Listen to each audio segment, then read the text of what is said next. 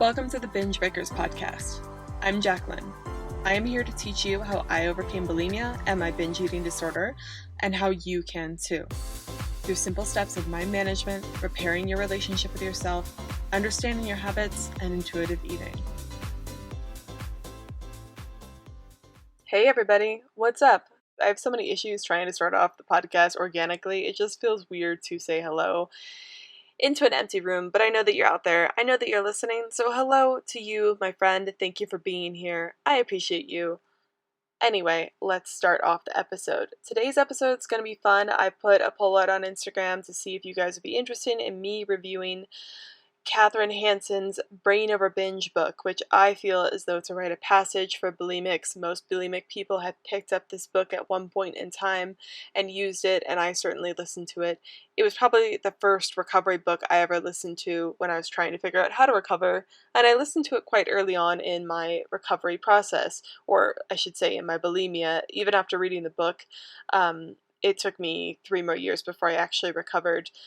However, there are things that I really like about the book and things that first hit me off to it being a habit, and I want to go over that, but I also wanted to talk about things that I think didn't work for me and why, even though Kathryn Hansen's book is so useful to so many people, why I picked it up, read it, or more so listened to it, and didn't recover from it.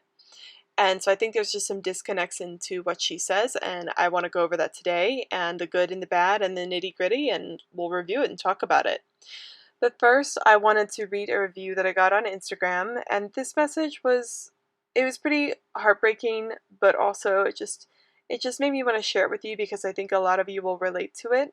And this person said, they messaged me on Instagram, and she said, "Hi Jacqueline, I wanted to thank you for your podcast. Listening to it put me back on wanting the changes. I am 37 years old, and I'm not proud to say that I have been struggling with an eating disorder since I was 17.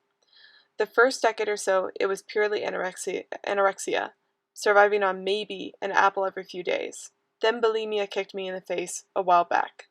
I have lost so many teeth, I am now embarrassed to fully smile now. I tried recovering 2 years ago, but the habit kicked right back in. I wanted to thank you for taking the time to do this. It sets my brain more into change, and at this point in my life, I can honestly say that it is more of a habit than emotional distress. I'm just so used to doing exactly the same thing every day, and thank you for that episode on habits. Keep up the good work. We are out there listening." So I just wanted to say thank you to that listener. First of all, it's such a vulnerable thing that she shared with me, and it really just made my heart ache for her. And something that I wanted to point out that she said is that she's been struggling with this for a long time. And she said she was ashamed to say that she's been struggling with it since she's 17, but there's no reason to be ashamed. There are so many people that message me and so many people out there that are struggling with bulimia, and they are full-grown adults. I've had 60-year-olds contact me and say, "Thank you for your podcast. I appreciate it so much." And I've worked with clients that are older. It's not just a young person thing. Eating disorders affect all ages, and they can be with you for the rest of your life. And this person has had some serious health consequences from bulimia, and again, my heart goes out to that person. But some people can cross the line, blur the line, where they don't have a lot of visible effects of their eating disorder, yet they carry around this torturous secret with them till to the grave sometimes because they just don't figure out or seek help. So those of you guys that think maybe you're too old to be having an eating disorder, or you're ashamed, or you think you're too old to fix things, you are not. You can get through this. You can get to the other side of recovery. I promise. And this person, I'm glad that she's taking time to do things for herself and she's trying to recover. The only thing she has to do is not give up on herself and not use her past evidence of not being successful at something against herself. You can always learn new tricks. You can always do new things. I promise. And I think that this podcast will be helpful today just to reiterate and re-cement some information into your guys' brain that bulimia isn't it can be an emotional thing, and we'll talk about that, but it is just a habit. And I think Kathryn Hansen really, really phrases it quite well. So with that being said, let's get on to the show. So I wrote out a list of things that I like about Kathryn Hansen's book, and I'm going to focus mainly on her chapters of recovery. And what I mean by that, let me pull up the book right here. I listened to a book on Audible. I didn't actually ever buy the book, but I just listened to it. And one thing on the Audible book, I really wish they had a different speaker. I did not enjoy the speaker. The speaker wasn't very emotional. She read it very as almost robotic. So that's the first qualm I have with the book, and I feel bad. I think Kathryn Hansen, if you guys ever listened to her podcast, she's definitely more analytical and she's more factual, and that can sometimes come off a little robotic. But obviously, she has emotions just like any other person. But her reader definitely didn't do her any favors. And so the first part of the book, for those of you guys that don't haven't read Brain Over Binge by Kathryn Hansen, it's about a girl that is struggling with bulimia and her journey to recover.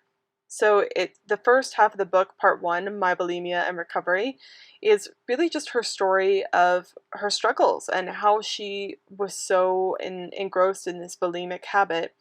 And she at first started out very typical. In high school, she started dieting, and it just really got the best of her. And eventually, she was anorexic for a while. She was dieting, and she got underweight, and then eventually bulimia, just like that review sent in, kind of kicked her in the face, and her survival instincts took over.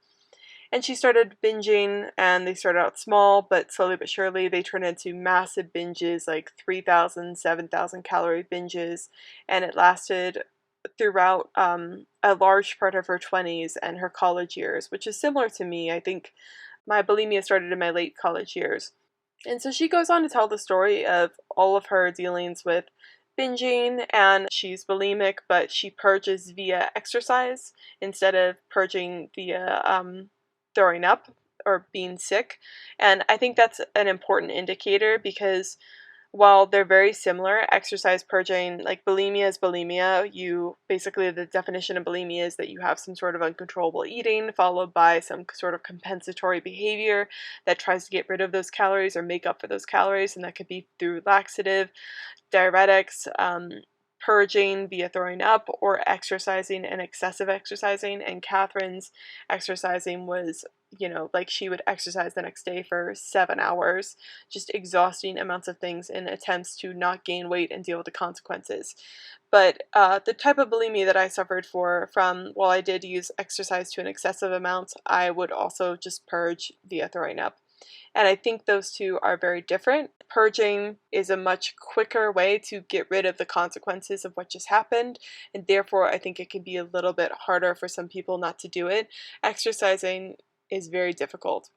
That being said, a lot of people that suffer from bulimia via exercise have very OCD type behaviors when it comes to wanting to get a certain amount of steps in each day. And if they don't get those amounts of steps in, or they don't run this amount, then they feel extremely uncomfortable and guilty. So it's still very serious. And her book, even if you don't purge via exercise, her book's still helpful. So she talks about her recovery, all that sort of, or she talks about all of her experiences, how bad the binges were. And she talks a lot about therapy and how much therapy she got and all the different types of therapy she experienced, which was different for me since I didn't have any therapy other than life coaching. I didn't have access to therapy because I couldn't afford it. So it was really interesting. She went through all the different types of therapy, and ultimately what led to her recovery was realizing that bulimia is just a habit. And that is how she ultimately went to recovery. Is she kind of threw out all the notions she learned in therapy to an extent and just realized that her frontal cortex, her higher brain, if you want to say it, her decision making brain has power over those urges altogether. And that is how she recovered after 6 years of suffering with this. So I want to go into the chapters on her part 2 and talk a little bit about how she actually recovered, what I like, what I don't like about the book. So the first things that I like, number 1 on the list, is that she thoroughly explains that bulimia is just a habit and really, really hones in on that. With bulimia treatment, there is a lot of disconnect between therapy and neuroplasticity and neural pathways in the brain, how they're formed, and that bulimia is an addiction. It's similar to alcohol addiction, it's similar to smoking addiction, but people don't seem to treat it that way for whatever reason. But I really love that she highlights it for what it is, and it's not It's not necessarily this big dramatic thing. It's just a habit in your brain that can be weakened, literally starved, and it can be erased. It can be eradicated from your brain. So I really love that she's an advocate for that, and I completely agree with her that traditional therapy doesn't always work for these reasons. And she does an excellent job of explaining neuroplasticity. There's a whole chapter in her book. I think it's the end of bulimia. Chapter 13 is the end of bulimia. So she talks about that, and she found a lot of this information through Rational Recovery. And I don't remember the author of that book, but she read Rational Recovery one day, which was actually for alcoholics. Rational Recovery was a method for alcoholics, but she just applied it to bulimia, which is so enlightening because it just speaks so clearly that bulimia is such an addiction. Binging is very similar to alcohol. You crave that binging behavior. You crave the high of sugary, fun foods, fatty foods, and that numbness that it provides. Just like alcohol. Alcohol is fun, it provides a numbness effect over your body, and it's enjoyable as opposed to the real world. So I really appreciate that she highlights that and is putting that message out there. And then I also love that she highlights that you need to separate yourself from your habits and your lower brain. And she prefaces this that the urges that you have from your lower brain never force you to do anything, and it's really just neurological junk. And so I think it's really key, and I agree with her here, that you need to separate yourself from your habits, and that those habits, those urges to binge and purge, they aren't anything serious. They're just junk. They're just a habit that you built up over time. And they can never force you to do anything. An urge can be extremely powerful and it can be exhausting resisting it, but it never ever makes you pick up the food and put it in your mouth. You ultimately decide to give into that urge or not. And I think that's so important. And she really, really focuses on that. And this ultimately is what led to her recovery. In the book, she really talks about how she, in other therapies, had tried writing out the emotion, which is part of what I teach, and I'll get into that in a bit. But she teaches the art, like she was taught the art of like how to feel an urge, how to deal with an urge. But it wasn't until she realized that that urge literally had no power over her, and it was just uh, from her primal brain, from her ancient part of her brain, and it was sort of just her brain doing its job of saying, hey, this is what we do, this is the habit we built up, so why don't you give us the food, why don't you go get the food? And she started to pick up those thoughts of neurological junk, like it would be fun to binge and purge. And she ultimately was like, you know what, I have the power to say no, and I'm gonna say no. And that's what gets me into the third thing that I like about her book is that she really makes you take responsibility for your bulimia and your habits. And I think this is something people do when they say that bulimia is a sickness or it's a mental illness. And don't get me wrong, bulimia, anorexia, eating disorders, it is in a sense a sickness, just like alcoholism, but it's also an addiction. And I think what she learned in Overeaters Anonymous was that they really encouraged her to say, like, I have an illness, it's always going to be a part of me, I can never ever get past this. And I think that that is very dangerous behavior to say to someone. And I think Kathryn Hansen agrees with this too, because she said so in her book. It really makes you have almost an excuse to think, if I have this sickness, I'll never get better. It's just it's if I'm sick, then I have no power over these urges. I have no control. I just have to succumb to these urges, and that's not true. Something that she says is that you have to take responsibility for the decisions you're making. This is so empowering. A lot of people don't want to admit this because they feel guilty. They associate feelings of, oh, it's me choosing to eat the food, it's me choosing to purge as guilt. But what I think is so empowering if you say, yeah, I am choosing to purge, and I can also choose to not do that. I'm choosing to binge, but I can also choose to not do that. And I always have control. And that is such an empowering thing to do. Once you say that, it helps you take back control. And I really hated the idea when I was bulimic, and even now I hate when people say, like, you're never completely recovered. You always have this in the back of your mind. You're never going to be completely better. I think that is bullshit, quite honestly. I think that you can get better. I think that you can recover fully, and that's what Kathryn Hansen did, and that is what I did. And I don't like that people say it's going to take millions of years. You have to solve all your emotional crap to do it.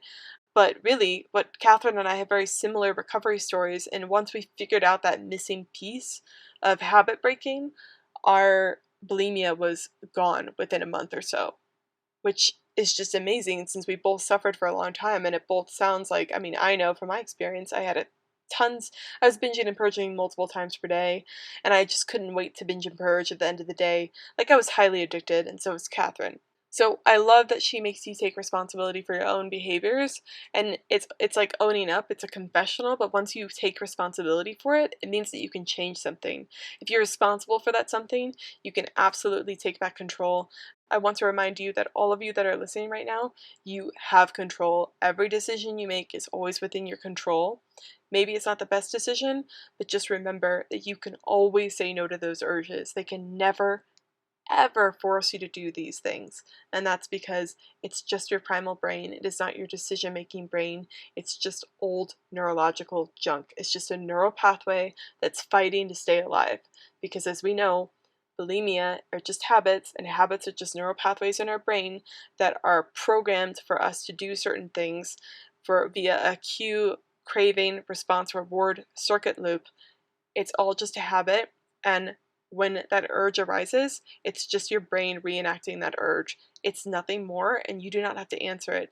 And something that Kathryn highlights that I think is so cool and something to remember is that the more you don't feed that urge, the more you just let it scream and throw its tantrum, the weaker it'll get. It's just like a toddler that screams every time he doesn't get chocolate in the grocery store, but eventually that toddler stops trying to get the chocolate because he knows that no matter how much he screams, his mom is not going to give him that chocolate bar.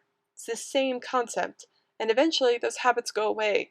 Now, Kathryn said in her book that her urges were gone within a year. I still sometimes have urges, and I'll talk about that. Well, I can talk about that right now. This weekend was really interesting for me because my boyfriend actually left for a trip. And while I spend almost every weekday alone by myself. He goes to work, he still has a job there, he works in an office, but I work from home exclusively. So I have about 8 hours of the day, 7 hours of the day by myself. I could binge and purge easily if I wanted to, and no one would ever know. However, for some reason, when he went away this weekend, I got this little thought in the back of my mind of like, oh no, I'm gonna be alone. He won't come, he won't return that night. Like, I'll be completely alone. I could binge and purge if I want to. It was really interesting for me because I haven't binged and purged in a long time. I haven't done that in a long time. And while I sometimes will have urges to binge or something like that, I always am able to just pass them away, toss them aside, just as Kathryn Hansen mentions, it's just neurological junk, and I just push it aside. But I did have the slight urge to do that this weekend just because I was alone. But I realized it was kind of just an old trigger and it was a newer situation. And this weekend also, I re listened to all the books that I listened to when I was going through my eating disorder. And I don't like using the word it was triggering because I, again, think that you should face your fears and things that scare you. However, some of the books, especially one of them, was very romantic about the way that they described their eating disorder. And it almost, I noticed myself kind of being like, yeah, I mean, some of it's fun. Like, I kind of miss some of those behaviors, and I miss the scale going down like that. And yeah, I kind of, it's almost sounds like fun. Like, maybe I should do some of these things. And it was weird going back into that mindset. And so I think there's a dangerous game between listening to books for educational purposes and describing your story and your bulimic behaviors. And I tell stories all the time about things I used to do, but I think there's damage that can be done in listening to those things and romanticizing it. Anyway, getting back to it, neurological junk. I still sometimes get binge cravings, even though it's been a long time. I still do get cravings to do that every once in a while.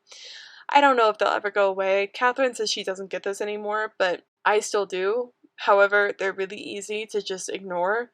they're so faint. They're like a dying old habit in my brain that are just like, you want to binge and purge, and and I'm like, no, I don't want to do that.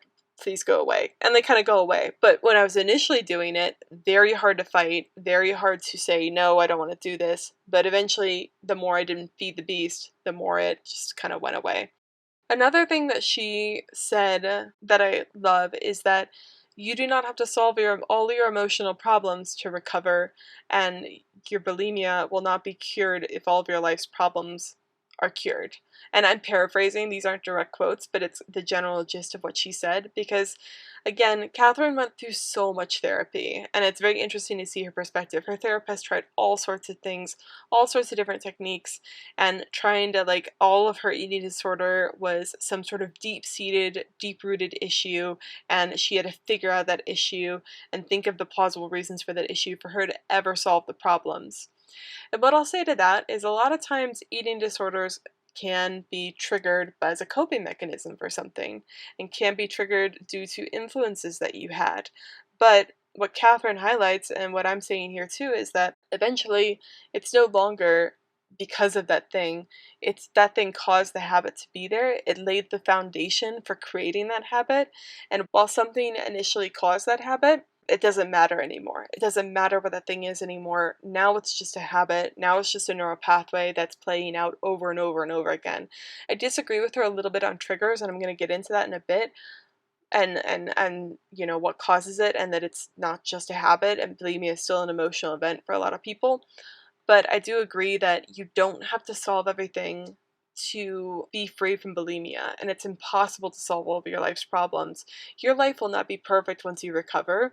I say this all the time. Your life is still going to be riddled with issues, especially if, you know, your bulimia has caused a lot of problems in your life. You're still going to have those problems when you get out of there. You'll just be more mentally strong to handle them. You'll be able to handle them without binging and purging, and you won't have the constant time suck that bulimia is and the health consequences of it. However, you're still going to be left with problems, and you can never solve all of your emotional problems. We all have weird things going on. We all have little oddities happening. It's impossible to have a perfect life just so you can recover. And then lastly, she highlights at the very end, at first I would put this in a reason why I didn't like her, but then she did mention it at the end of the book. You cannot recover if you do not have the will to recover. And I love that she said this because you can know everything intellectually. You can have all the knowledge in the world about bulimia, about habits, about how to do something, but if you don't want to do it and you don't really care to do it, then it's not going to work because you don't actually want to do it. So why would you do it? And just like the breaking up with bulimia episode that I talked about, you have to give up that desire and you have to give up that pleasure that you're getting from bulimia. And you have to be willing to say, no, I don't want this in my life anymore. It gives me a temporary high. It gives me temporary pleasure. It gives me these sort of things, but it also gives me all this shit on the side that I just don't want anymore. I don't want it. I'm done with it. I am done with this for a lifetime. It's gone. And you have to make that commitment. And a lot of people aren't necessarily ready for that commitment. And it's not because they're a bad thing. It's not because they don't want it in some way, but they don't actually want to commit to leaving that behind. If you're having trouble with commitment, if you're having trouble with giving up desire, then go and listen to my breaking up with the bulimia episode. That will really help cement why you don't necessarily want to give up bulimia and how to think about it differently. Now, on to the drama. The things I don't like about Kathryn Hansen's book, other than her speaker that read the book.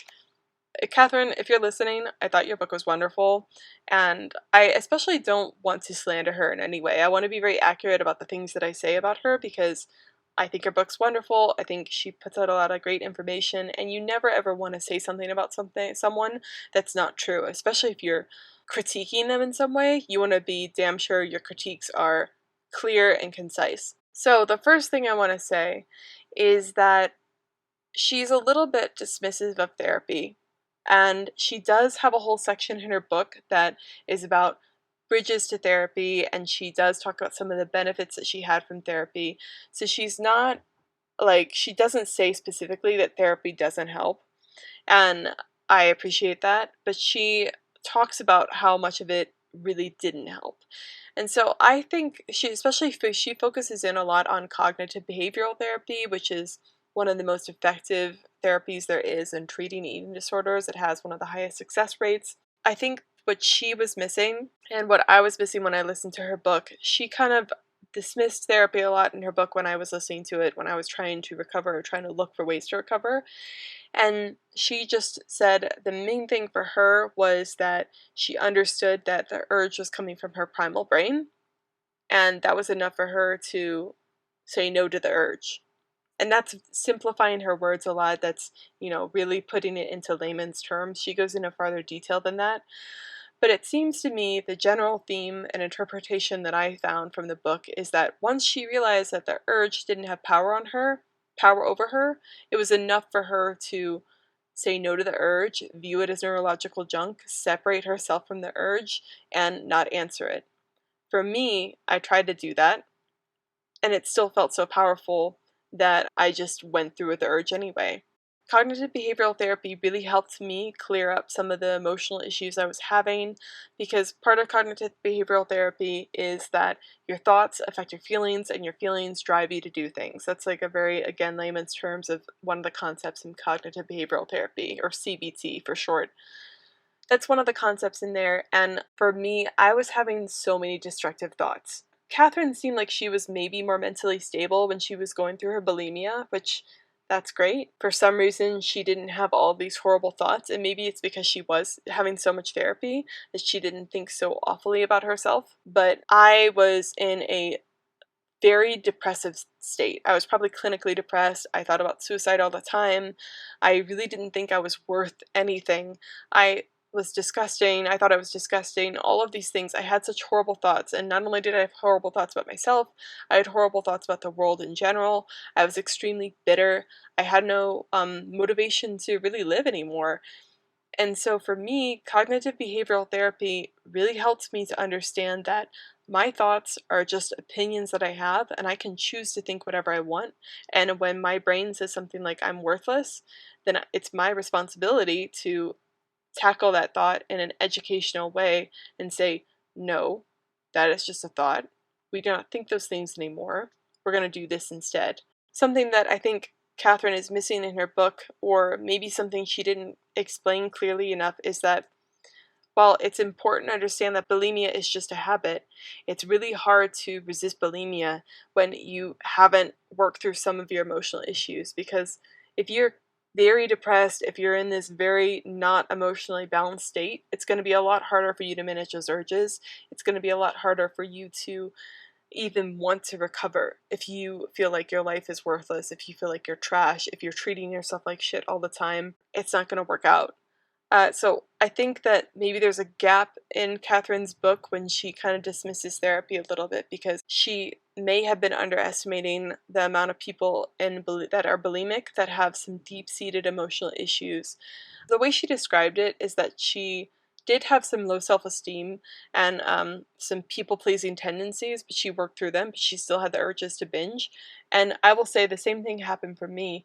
I worked through a lot of my emotional issues, and then I still had the urges to binge, while they were less frequent because I wasn't in this constant state of depression. Working on my emotional issues did help me binge less, but it wasn't until I then finally put the habit piece together, saying, oh, it's just a habit. I don't have to answer these urges. I'm going to try to interrupt my habit loop. I'm going to pause. I'm going to understand that I can do this, and I'm going to write out this habit and feel the emotion rather than running from it.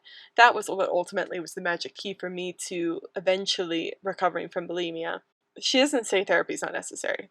There's nothing in the book that says therapy isn't necessary. She really always is good about clarifying that that's her opinion, that was her experience, and I appreciate that, because ultimately everyone's different. And I don't want to discourage anyone from going through therapy or getting coaching. I did get coaching, and it ultimately helped me figure out how to recover. And a lot of it was CBT focused, cognitive behavioral therapy focused. But I think that you need to have both. I think if you don't have the CBT aspect and you don't have the habit aspect, if you just have one or the other, maybe you'll recover.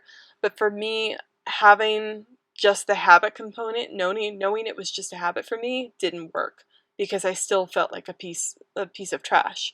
That's what I thought I was. And it wasn't until I cleared up my emotional issues to some extent, and again, of course, I have problems, but it wasn't until I took care of my emotional issues and took responsibility for the thoughts that I was having and cleared that all up, then I was able to see more clearly what bulimia was. And I was like, you know what? This is just a habit. Now that I have the ability to take control of my own mind, I can also take control of this bulimia. So that is the qualms I have about her disdain for therapy. The other issue that I have with the book is that her explanation of how to deal with urges and how not to binge and purge seemed a little vague to me, and it didn't help me actually feel out the urge. And she said a technique in therapy, which was not her answer to dealing with urges, but one of the techniques she learned in therapy was to ride out an urge and feel the emotion in your body and let it pass through you, which is what I teach people combined with the habits. She said that didn't work, but then ultimately, when she found that the urge didn't have any power over her, then she was able to be like the observer of her urge. And what she said worked for her was observing the urge, understanding its neurological junk, sitting through that urge and just not answering it, not giving it attention, not feeding the habit, ultimately led to her not binging and purging because she didn't binge and purge. She weakened the habit. For me, something didn't click when I first heard it, and it's because I had a whole host of other things going on, but I think she should have, again, been clear about what to do specifically when you get an urge. What happens when you feel those things in your brain? How do you handle them? What does the urge feel like in your body? How did you resist those feelings? How hard was it for you to resist those things? I just would have loved more specifics on that, and I think that maybe would have helped me because I listened to her book and then I was like, okay, I'm going to sit through this urge. And then as soon as the feeling came over me to urge, it was like, I can't do this anymore. But it wasn't until someone told me that those feelings will eventually go away, and that awful feeling you have in your body, the anxiety that urges cause, the tightness in your chest, the feeling to be outside of your body and feeling to move and get out of things, that will eventually pass, but you have to let the emotion in before it can pass. If someone had told me that, then that would have been more specific and it would have helped me eventually recover faster. So I wish she had more of a clear explanation on how to deal with urges. She does have a whole, like, 3 or 4 part chapter section on it, but I just feel like that emotional aspect is missing, and partly I think is because she's just going from a brain aspect and not dealing with more of the woo of emotions.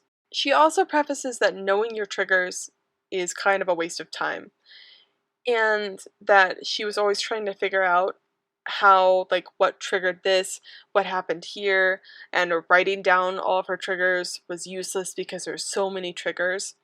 And while I see where she's coming from, because bulimia becomes just a habit and it becomes a coping mechanism for all sorts of things, because it's just what you do, even if you're bored, it still is cued from something because that's what a habit is. So what happens is, say you come from home from work and you just are sitting there on the couch and all of a sudden you have an urge to binge and purge. There's still a trigger there. But what I find useful in writing down that information is that you can be more prepared and you can start to see what thoughts your brain offers you that is neurological junk. So what I have people do usually is write down a very specific, it's on the binge purge recovery worksheet, but a very specific list of, here is what my triggers were, this is what time of day I binged and purged, this is what I was feeling beforehand, this is what I was doing.